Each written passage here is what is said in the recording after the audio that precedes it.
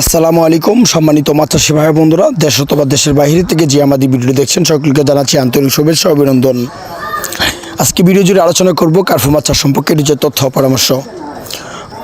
কেননা এই মাছের পোনাগুলো হলো গুড কোয়ালিটি সম্পন্ন মাছ, যেগুলো ভালো কোয়ালিটির কার্পু মাছ। অর্থাৎ মাছের সাইজগুলো দেখতে পাচ্ছেন অবশ্যই ভিডিও স্ক্রিনে। যেসব মাছের পেট মোড়া থাকে, অর্থাৎ পেটের আকৃতি বড় থাকে, ওই মাছের আকৃতি ছোটো থাকে। যখন ওই মাছগুলো কালচার করে আপনারা প্রতি পিস দেখা যাচ্ছে 400-300 গ্রাম এরকম হয়।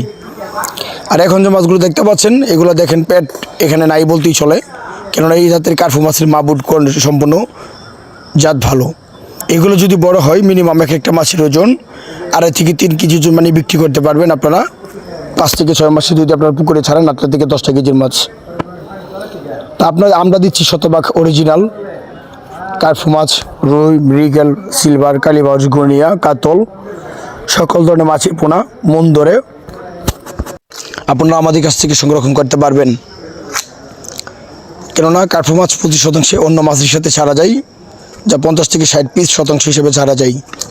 আর রুই, মৃগেল, কাপ জাতীয় মাছ সাথে মিলিয়ে 25% ছাড়া যায়, যেমন 180 পিস থেকে 150 পিস করে মাছের পোনাগুলো সকল ধরনের কাপ জাতীয় মাছ চাষ করা যায়।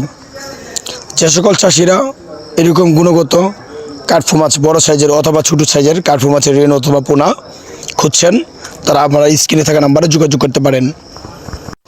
আমরা আমাদের এখান থেকে পরিবহনের মাধ্যমে সারা বাংলাদেশে যে কোনো স্থানে মন ধরে মাছের পোনাগুলো বিক্রয় করে থাকি।